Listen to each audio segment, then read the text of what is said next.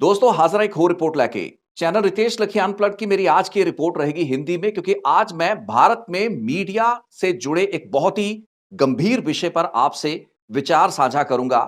कुछ अहम जानकारी जो कि मेरी जानकारी का हिस्सा पिछले कुछ सालों से रही है, आज उसको मैं आपसे साझा करूंगा। साथियों, इस रिपोर्ट को बनाने का बड़ा कारण यह है कि भारत में डिजिटल न्यूज पब्लिशर्स यानी कि सोशल मीडिया प्लेटफॉर्म्स पर न्यूज प्रसारित करने वाले कंटेंट मेकर्स ऐसे अदारों का गला घोंटने के लिए जो रोड मैप तैयार किया जा रहा है, मैं उसके बैकग्राउंड के बारे में आपको कुछ ऐसे तथ्य दे सकूं जो कि शायद भारतीय मीडिया में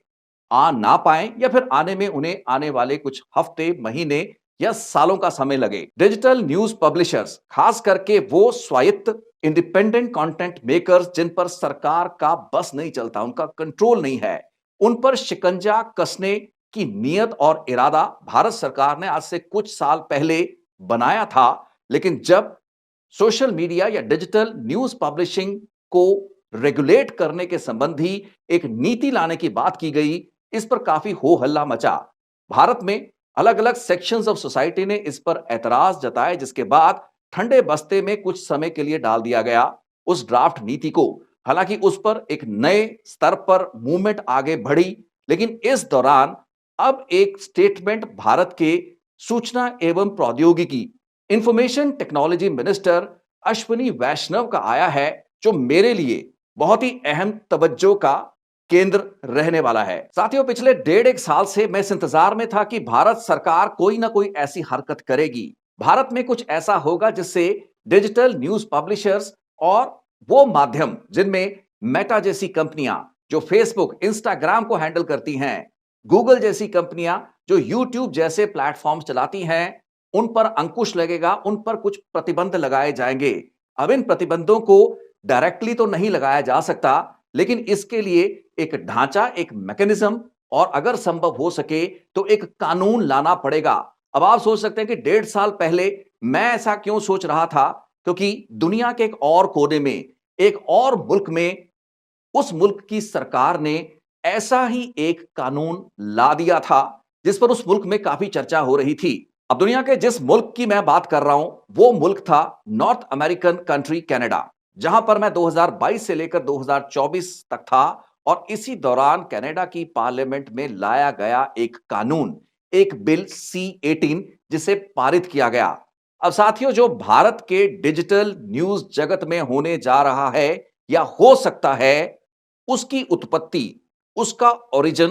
कनाडा के उस बिल C-18 में ही है। या यूं कह सकते हैं कि जो वायरस अब भारत में फैलेगा, उस वायरस की उत्पत्ति कनाडा में जून 2023 में हो चुकी थी। जैसे कोविड वायरस चीन में पैदा हुआ था, वैसे ही डिजिटल न्यूज पब्लिशर्स का गला घोंटने वाले इस वायरस को कनाडा में जन्म दिया गया। और कनाडा की ट्रूडो गवर्नमेंट वो सरकार थी जिसने डिजिटल न्यूज मीडिया की न सिर्फ आजादी पर अंकुश लगाने वाले इस बिल C-18 को पारित किया, बल्कि डिजिटल प्लेटफॉर्म से, डिजिटल जगत से कनाडा में न्यूज ही गायब हो गई। अब साथियों, अगर आपको इस वक्त इस चीज की जानकारी नहीं है कि कनाडा में मेटा के प्लेटफॉर्म फेसबुक पर दुनिया के और कनाडा खुद के किसी भी मीडिया पब्लिशिंग हाउस, किसी न्यूज चैनल या किसी अखबार की खबर शेयर नहीं की जा सकती, तो आपकी जानकारी बहुत सीमित है। किसी भी news website, news portal, TV news channel या अखबार के लिंक, हाइपरलिंक, URL लिंक या ऑडियो वीडियो की शक्ल में उस अदारे द्वारा फेसबुक पर अपलोड किया गया कोई भी कंटेंट कनाडा में नजर नहीं आएगा। दुनिया के किसी भी हिस्से में अगर आप अपने आप को बतौर एक न्यूज पब्लिशर आइडेंटिफाई करते हैं, तो आप द्वारा डाला गया कोई भी लिंक कनाडा में इस वक्त नहीं देखा जा पा रहा। और यह घटनाक्रम आज का नहीं, पिछले डेढ़ साल से कनाडा में आप न्यूज एक्सेस नहीं कर पा रहे हैं फेसबुक पर, मेटा पर। समझने वाली बात यह है कि कनाडा की ट्रूडो सरकार ने बेहद शरारत और खुराफाती अंदाज में इस बिल C-18 को पार्लियामेंट में पारित करवाया। हालांकि मुख्य ऑपोजिशन पार्टी कंजर्वेटिव पार्टी और उसके नेता पियर पोलिएव, जिनसे उन दिनों रेडियो पर बातचीत करने का मुझे मौका मिला। इसी बिल C-18 पर कई बार उनके इंटरव्यू करने का मौका मिला। उन्होंने कहा कि सरकार बदलते ही इस C-18 ऑनलाइन न्यूज एक्ट को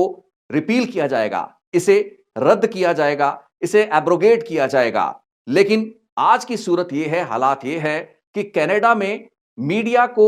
ज्यादा एड रेवेन्यू दिलवाने की आड़ में लाए गए इस बिल C-18 की बदौलत आप फेसबुक पर खबरों को नहीं देख पा रहे हैं। एक बहुत ही सोची समझी, खुराफाती और शरारती नियत के साथ सरकार ने इस बिल को आगे पैडल किया। अब दोस्तों, ट्रूडो सरकार के इस बिल C-18 को लाए जाने के पीछे मंसूबे में सिर्फ हित वहां के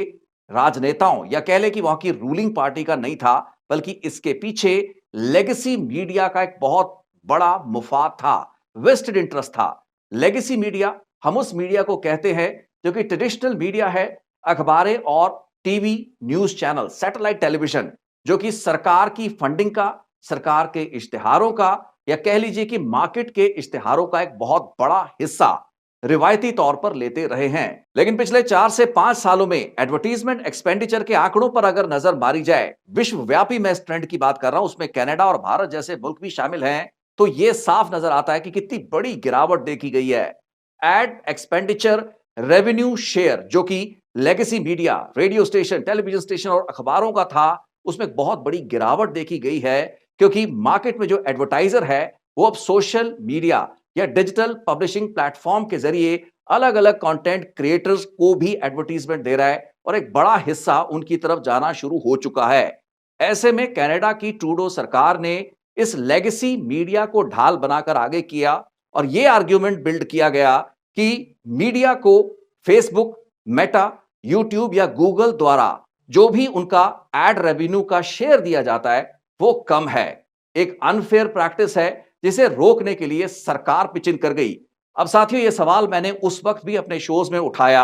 हालांकि ज्यादातर वो शोज रेडियो पर प्रसारित हुए, लेकिन यह सवाल उठता रहा कि आखिर सरकार को प्राइवेट मीडिया प्लेयर्स की आमदन और उनकी कमाई की चिंता कब से और क्यों होने लगी। यह मैं कैनेडियन कॉन्टेक्स्ट की बात कर रहा हूं, इस वक्त सारी बात कनाडा की हो रही है। सवाल यही था कि लेगेसी मीडिया, जो कि पिछले कई दशकों से एक बहुत बड़ा बेनिफिशियरी रहा है, क्योंकि सरकार ज्यादा एडवर्टाइजमेंट इन्हीं बड़े अदारों को देती है, बड़े न्यूज चैनल्स को दिए जाते हैं, बड़े अखबार, और अखबार भी मल्टीपल एडिशंस। सो हजारों हजारों करोड़ रुपए के इश्तिहार हर साल भारत में भी मीडिया को दिए जाते हैं, ऐसी लेगेसी मीडिया में बांटे जाते हैं। और इसी आर्ग्यूमेंट को बिल्ड कर कनाडा की सरकार ने पार्लियामेंट में C-18 ऑनलाइन न्यूज एक्ट को पारित करवाया, जिसके बाद और जिस दौरान अलग अलग डिजिटल न्यूज पब्लिशर्स से सरकार ने वार्ता की। गूगल के, यूट्यूब के प्रतिनिधियों को बुलाया गया। अब कैनेडियन सरकार के साथ फेसबुक, मेटा और गूगल के प्रतिनिधियों की जो बातचीत इस बिल C-18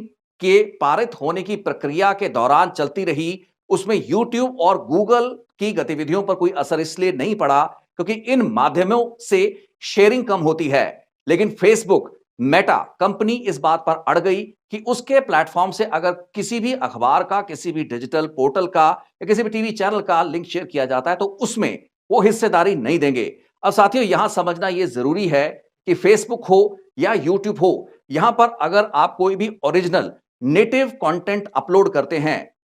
जिस लिए इन कंपनियों द्वारा बहुत बड़े बड़े सर्वर और वहां की बैंडविड्थ आपको एलोकेट की जाती है, किसी भी इंटरव्यू जो कि 1.5 घंटे 2 घंटे की इंटरव्यू होती है, उसके लिए कई कई जीबी डेटा को अपलोड किया जाता है। और इस बड़े स्तर पर अपलोड हो रहे डेटा, दुनिया भर से अपलोड हो रहे डेटा को संभालने की जो कॉस्ट है, जो कीमत है, वो सारी की सारी कीमत ये कंपनियां देती हैं। सो मिसाल के तौर पर अगर $100 एक वीडियो से जनरेट किया जाता है तो उसमें से तकरीबन तकरीबन $60 उस कंटेंट मेकर या उस डिजिटल पब्लिशर को दे दिया जाता है, जबकि 40% हिस्सा ये कंपनियां रखती हैं, पब्लिशिंग प्लेटफॉर्म फेसबुक, मेटा या यूट्यूब रखते हैं। ऐसी परिस्थितियों में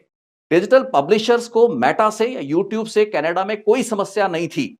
ना ही उन्हें अपने कंटेंट की जो शेयरिंग, रेवेन्यू शेयरिंग मॉडल था, 60-40 था, 55-45 था, उससे कोई प्रॉब्लम थी। प्रॉब्लम किसको थी? प्रॉब्लम थी ट्रूडो सरकार को, कनाडा की सरकार को और उस लेगेसी मीडिया को, जिन्हें पिछले कुछ सालों में इस चीज का एहसास अच्छी तरह हो चुका था कि अब independent content makers news publishing जगत में बहुत से ऐसे प्लेयर्स आ चुके हैं जो हमें बराबर का मुकाबला दे रहे हैं। सो सरकार और लेगेसी मीडिया दोनों का जो मकसद था, मुफाद था, वो आपस में जुड़ गया और आया ये bill C-18 online news act. अब जून 2023 में बिल C-18 को कैनेडियन पार्लियामेंट में लाया गया और कुछ ही हफ्तों की चर्चा के बाद पारित कर दिया गया, विरोधी विपक्षी पार्टियों के एतराजों के बावजूद। क्योंकि लिबरल पार्टी को जगमीत सिंह की एनडीपी पार्टी का सहयोग था, यह बिल पारित हो गया। लेकिन इस बिल के पारित होने का असर क्या होना था, इस चीज का पता बाद में लगा, क्योंकि सरकार की तरफ से फेसबुक पर कोई पाबंदी नहीं थी लगाई गई।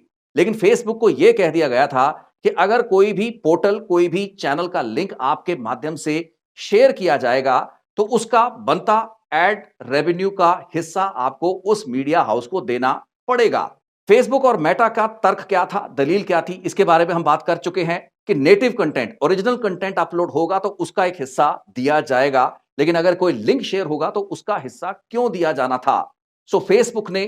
तौबा कर ली, हाथ जोड़ दिए और कह दिए कि कनाडा में वो न्यूज से जुड़ी हुई कोई भी जानकारी, कोई भी लिंक अपने माध्यम पर अपलोड ही नहीं होने देगा। यानी कि अपनी एल्गोरिदम को इस तरीके से सेट कर दिया गया, फिक्स कर दिया गया कि दुनिया के किसी भी हिस्से से किसी न्यूज पोर्टल या न्यूज चैनल द्वारा अगर कोई लिंक फेसबुक पर डाला गया, कोई वीडियो डाला गया, कोई और खबर प्रसारित की गई, तो वो खबर कनाडा में नजर नहीं आएगी।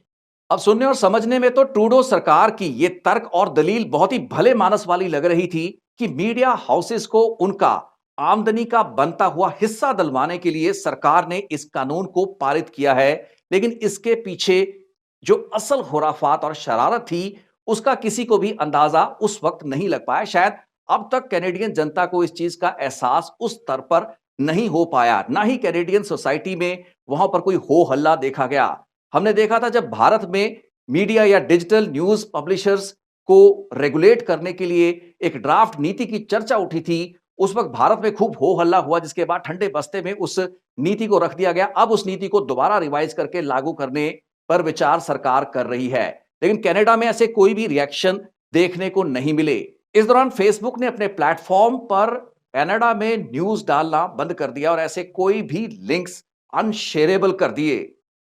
फेसबुक जो कि यह मानता था कि उसका जो भी कंटेंट डलता है दुनिया भर में, जो बनता है और जो फेसबुक के माध्यम से लोग शेयर करते हैं या उस पर डालते हैं, उनमें से न्यूज का जो अनुपात है वो बहुत छोटा है, एक बहुत छोटी प्रोपोर्शन है, क्योंकि बहुत से और ऐसे सब्जेक्ट्स हैं जिन पर लोग बहुत कंटेंट बनाते हैं और फेसबुक उनसे कहीं ज्यादा कमाई करता है। सो महज 1 या 1.5% न्यूज का कंटेंट कंज्यूम किया जा रहा था और फेसबुक के मुताबिक कनाडा में अगर इस न्यूज को वो खत्म अपने प्लेटफॉर्म से कर देते हैं तो उनको कोई ज्यादा नुकसान होने वाला नहीं है। लेकिन नुकसान किसका हुआ?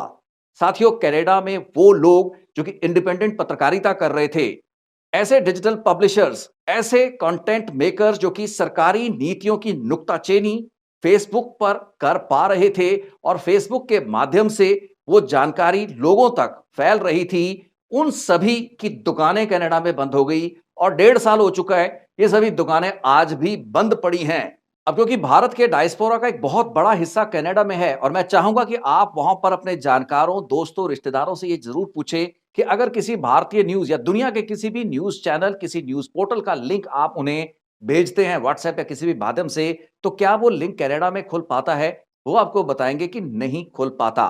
दोस्तों, फेसबुक और मेटा के साथ ये विवाद देखने को मिला। हालांकि गूगल और यूट्यूब से ये विवाद इतना शायद इसलिए नहीं बढ़ा क्योंकि ये जो प्लेटफॉर्म है, ये अलग नेचर के प्लेटफॉर्म है। ज्यादा शेयरिंग, ज्यादा कम्युनिटी लेवल की जो शेयरिंग है वो फेसबुक पे रहती है। सो इसी कारण फेसबुक और मेटा ने पोजीशन ली, स्टैंड लिया। हालात ऐसे बने कि जब कनाडा में, खास करके ब्रिटिश कोलंबिया जिस प्रोविंस में मैं था, वहां पर जंगली आग लगी, वाइल्ड फायर जब लगी, उस वक्त वहां के प्रीमियर्स और वहां की सरकारों ने यह दुहाई दी, कहा फेसबुक को कि इस वक्त एक इमरजेंसी है, आपको न्यूज पब्लिश करनी चाहिए। लोगों की जानकारी के लिए सोशल मीडिया प्लेटफॉर्म और डिजिटल पब्लिशिंग प्लेटफॉर्म फेसबुक को जरूरी इंफॉर्मेशन लोगों तक पहुंचानी है। और इसकी नुक्ताचीनी भी हुई, बहुत से नेताओं ने, पॉलिटिशियंस ने फेसबुक को क्रिटिसाइज किया। लेकिन ये हालात कनाडा की ट्रूडो गवर्नमेंट के bill C-18 online news act की वजह से थे, न कि फेसबुक के अड़ियल रवैये की वजह से। बिल C-18 से कंप्लायंस ना होने के बाद फेसबुक ने तो अपने प्लेटफॉर्म पर न्यूज के लिंक शेयर करने बंद कर दिए थे, लेकिन वहां के समाज की जरूरत फेसबुक पर न्यूज को कंज्यूम करने की बंद नहीं थी हुई। सो इन वाइल्ड फायर्स के दौरान कैनेडियन नेताओं को यह उम्मीद जताते हुए देखा गया कि हमारे इलाके में एक इमरजेंसी की खबर फेसबुक क्यों नहीं चला रहा, जबकि उस वक्त किसी ने चर्चा नहीं की कि फेसबुक को मजबूर किसने किया। इस C-18 ऑनलाइन न्यूज एक्ट ने खबरों को अपने प्लेटफॉर्म पर डालने से बंद करने के लिए। साथियों, अब मैं वापस अश्विनी वैष्णव, भारत के इंफॉर्मेशन टेक्नोलॉजी मिनिस्टर की स्टेटमेंट पर आता हूं, जो कि उन्होंने शायद 1 या 2 दिन पहले दी है। उन्होंने भी यही कहा है कि मीडिया हाउसेस को वो आमदन, वो एडवर्टाइजमेंट रेवेन्यू जो कि डिजिटल न्यूज पब्लिशिंग प्लेटफॉर्म्स पर जनरेट हो रही है, उसका एक सही हिस्सा मिले, उसका एक वाजिब हिस्सा मिले। ये ठीक वही भाषा है, वही शब्दावली है जो कि बिल C-18 को लाते समय ट्रूडो सरकार ने कनाडा में इस्तेमाल की थी। उन दिनों कैनेडियन रेडियो स्टेशन के लिए जब भी मैं इस विषय पर चर्चाएं कर रहा था, चाहे मैंने पियर पॉलिएव से या कुछ वहां के और नेताओं से ऑनलाइन न्यूज एक्ट के संदर्भ में बातचीत की, यह बात मेरे जहन में हमेशा ही रही कि ट्रूडो ने जो गलत रास्ता दुनिया को दिखाया है इस C-18 ऑनलाइन न्यूज एक्ट से, अगर उसका आइडिया भारत सरकार को समझ में आ गया या भारत के उन राजनेताओं को समझ में आ गया जो कि critical independent digital news publishers को रोकना चाहते हैं, उन पर अंकुश लगाना चाहते हैं, उन पर दबाव डालना या अपना कंट्रोल करना चाहते हैं, तो भारत में भी कोई ऐसा ही तरीका अपनाया जाएगा। और इंफॉर्मेशन टेक्नोलॉजी मिनिस्टर अश्विनी वैष्णव का बयान ठीक वही शब्दावली, मीडिया हाउसेस की इन डिजिटल पब्लिशिंग प्लेटफॉर्म से होने वाली इनकम में उनको उनका बनता हक दिलवाने के लिए सरकार की मध्यस्थता। जनाब, ना तो ट्रूडो सरकार को और ना ही नरेंद्र मोदी की सरकार को किसी डिजिटल न्यूज पब्लिशर ने यह शिकायत की है कि हमें हमारा बनता हक नहीं मिल रहा। चाहे फेसबुक है, चाहे यूट्यूब है, अगर आपको $100 की कमाई में से अगर वो 50, 55, 60, 65 कुछ भी डॉलर दे रहे हैं, तो किसी डिजिटल न्यूज पब्लिशर को कोई दिक्कत नहीं है। लेकिन यहां सरकारों को दिक्कत है और उस लेगेसी मीडिया को दिक्कत है जिसका एड एक्सपेंडिचर का शेयर पिछले कुछ सालों में कम हुआ है। यह वो असली हकीकत है जिसे समझने के लिए कनाडा के उस bill C-18 online news act के इस बैकग्राउंड को समझना बहुत जरूरी था। सो भारत में मेन स्ट्रीम मीडिया में नुक्ताचीनी शुरू हो चुकी है। कुछ पत्रकारों को, कुछ टिप्पणीकारों को इस मुद्दे के एक पहलू की समझ आ चुकी है, लेकिन अगर कैसे इस तरीके की सरकार की इंटरमीडिएशन नुकसान करेगी इंडिपेंडेंट जर्नलिज्म का, अगर इस चीज को समझना है तो आप कनाडा के मॉडल को देखिए, वहां के इस bill C-18 online news act, जिससे मैं इस चीज को यकीनी तौर पर कह सकता हूं कि भारत सरकार ने, भारत के सत्ताधारी पॉलिटिशियंस ने वहीं से क्यों लिया है। सो ट्रूडो ने जो बीमारी C-18 की कनाडा में पैदा की, उसका वायरस अब भारत में आने जा रहा है। इसका अगला स्वरूप क्या होगा ये देखेंगे। आईटी मिनिस्टर की स्टेटमेंट आई है, इसके बाद कोई ना कोई पॉलिसी इंस्ट्रूमेंट आएगा, कोई ना कोई ऐसे रेगुलेशन आएंगे जिससे डिजिटल न्यूज पब्लिशर को डायरेक्टली सरकार हिट नहीं करेगी, लेकिन उन प्लेटफॉर्म्स पर बंदिशें लगाई जाएंगी। तो देखना यह होगा कि भारत में मेटा, फेसबुक, यूट्यूब और गूगल जैसे प्लेटफॉर्म का क्या रिस्पॉन्स रहता है अगर भारत सरकार भी किसी रेगुलेशन की शक्ल में वही बात दोहराना चाहे जो कि कनाडा में इंडिपेंडेंट न्यूज पब्लिशर्स या डिजिटल पब्लिशर्स के लिए एक पनौती साबित हुई। तो दोस्तों, अपनी आज की इस रिपोर्ट को मैं यहीं दूंगा विराम, और मैं चाहता था कि संदर्भ को एक सही रोशनी में आपसे साझा कर सकूं। पिछले 1.5 साल में, जैसे मैंने आपसे पहले जिक्र किया, मैं इस इंतजार में था कि हरकत कुछ हो, सरकार कुछ ऐसी बात कहे। आईटी मिनिस्टर की स्टेटमेंट में मुझे वो बात साफ सुनाई दे रही है। कनाडा की तर्ज पर भारत में भी डिजिटल न्यूज पब्लिशर्स को बचाने और मीडिया हाउसेस की आय का हिस्सा बचाने की आड़ में